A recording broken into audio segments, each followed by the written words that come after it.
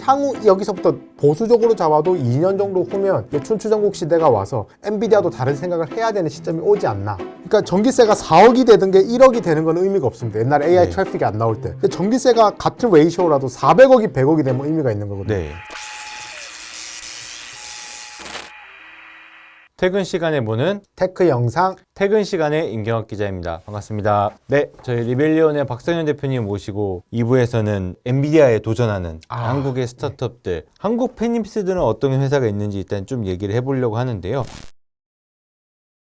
엔비디아의 GPU 시장, 그러니까 이제 NPU라는 시장이 있고 도전하겠다는 세계의 수많은 회사들이 있지 않습니까? 어떤 회사들이 있는지 한번 이렇게 조금 읊어주시죠. 예, 많은 회사들이 도전을 하고 있고 그 가운데 저는 1세대 NPU 회사들이랑 2세대 NPU로 구분하고 싶은데 1세대 때는 챗GPT 같은 게 없던 시대이다 보니까 주로 훈련용으로 엔비디아를 들여받았습니다. 왜냐하면 서비스 할 게 없다 보니까. 그런 경우에 그래프코어, 삼바노바 이런 친구들 이미 당시에 투자받을 때 밸류에이션이 이미 멀티빌리언, 이미 수조 원짜리의 회사들이 있었고, 근데 당시에 이게 좀 결론적으로 봤을 때 패착이었던 이유는 뭐 추론할 게 없었다 보니까 이 GPU는 사실은 훈련용에서 굉장히 잘하고 있었던 거예요. 하드웨어뿐만 아니라 소프트웨어까지. 근데 챗GPT가 나와서 2세대 NPU들이 나오기 시작하는데 여기는 훈련도 훈련이지만 주로 포커스하는 게 추론이라는 인퍼런스, 텐서렌트가 있고, 그리고 그록이라는 팀도 있습니다. 굳이 하나 여기에 굳이 제 마음으로 리벨리온이라는 회사들도 이런 회사들이 2세대 NPU에서 추론을 메인 타겟으로 하는 회사들인데, 그래 정말로 양산을 타겟으로 하는 팀이라 아니라고 해서 2세대 NPU 안에서 또 날리는 거고, 공산품처럼 이제 전자상가에 놓고 팔겠다라는 거. 예. 그러니까 정말로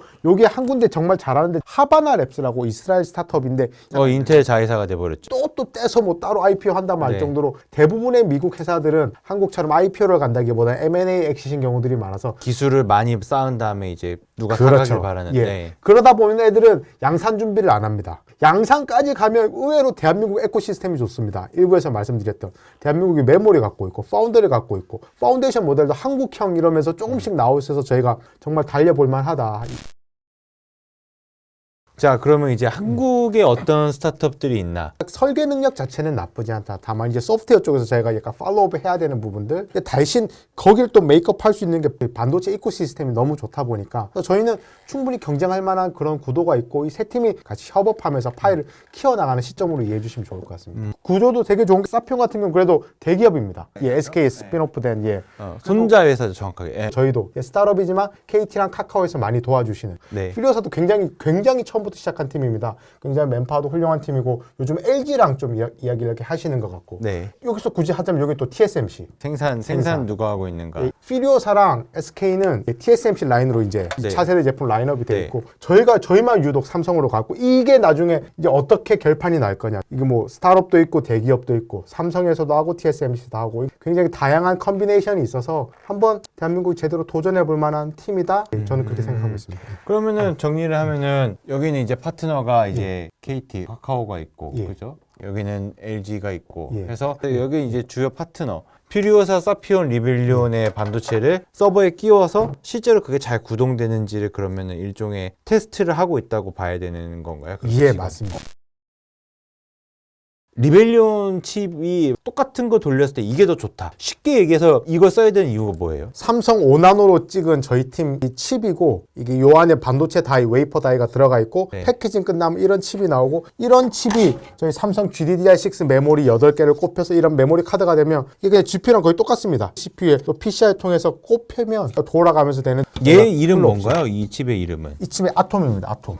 요 세 회사들 리벨리온, 사피온, 퓨리오사 전부 일반적인 NPU를 평균적으로 만들 수 있는 회사들에 대해서는 AI 추론에 대해서는 전기를 많이는 3배에서 4배 정도 덜 먹습니다. 이 카드 레벨에서. 근데 기사 보니까 오픈AI가 전기세를 엄청 많이 쓴다 그러더라고요. 그러니까 전기세가 4억이 되든 게 1억이 되는 건 의미가 없습니다. 옛날에 AI 트래픽이 안 나올 때. 근데 전기세가 같은 레이쇼라도 400억이 100억이 되면 의미가 있는 거거든요. 이제 리벨리온만의 오리지널을 말씀드리면, 리벨리온은 레이턴시라 그래서 인풋이 딱 들어가서 데이터가 들어와서 아웃풋이 나갈 그 레이턴시가 굉장히 정말 이건 월드 베스트 레이턴시를 갖고 있습니다. 레이턴시를 쉽게 얘기하면은 딜레이인가요? 딜레이 맞습니다. 버퍼링. 네. 챗GPT 엔터 쳤을 때 바로 토큰 튀어나오는 네. 거. 다른 거에 비해서 리벨리온 한 몇 분에 몇 정도 되나요? 몇 GPU 대비는 막 3배 이상 빠를 때도 있고 3배, 30% 나갔어. 3초 걸리는 게 1초 만에 대답할 수 있게. 대신에 10명이 물어볼 수가 있지 않습니까? 아. 한 명이 물어보면 10초 걸리는 게 3초가 되는데 저희는 한 맥스 5명이 물어볼 수 있으면 GPU 같은 거는 15명도 물어볼 수 있는 그 스루풋은 저희가 좀 모자르지만 GPU가 한 번에 여러 대답을 처리하는 데는 좋지만 빨리 대답하는 건 더 빠를 수 있다 얘가. 예.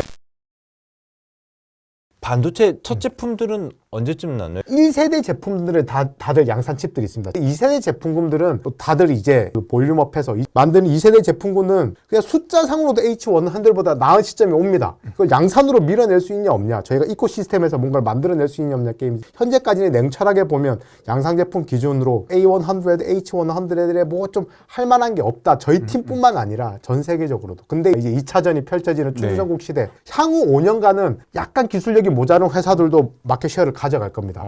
마켓이 너무 좋아서 그렇습니다. 엔비디아 걸 못 구하니까. 리벨리온을 포함해서 한 몇 년쯤 되면 우리가 이제 AI 반도체의 춘추전국 시대가 올까요? 제가 사업을 해보니까 생각보다 이게 파이프라인 뒷단이 길더라고요. 향후 여기서부터 보수적으로 잡아도 2년 정도 후면 이제 춘추전국 시대가 와서 엔비디아도 다른 생각을 해야 되는 시점이 오지 않나. 엔비디아도 다른 회사를 애큐지션 하면서 움직여야 되고, 안 그러면 그 거함, 쿠다 기반의 그런 거함을 조금씩 방향을 선회하는 방향이 됐든 뭐 그런 식으로 하지 않을까. 근데 그게 향후 2년간은 그 양산 캐파도 없고 메모리도 부족하고 이래서 엔비디아 시대가 될 거지만 그 2년을 저희가 잘 준비하면 분명히 기회가 있다. 저희가 지금 스타트업을 3년 반을 딱 했습니다. 네. 3년 반을 한 번 더 하는 시점이 되면 흑심 가득히 저희 팀이 이제 상장 준비하는 시점이 됐을 때 마켓 위너가 결정되는 시점이 되면 좋겠다.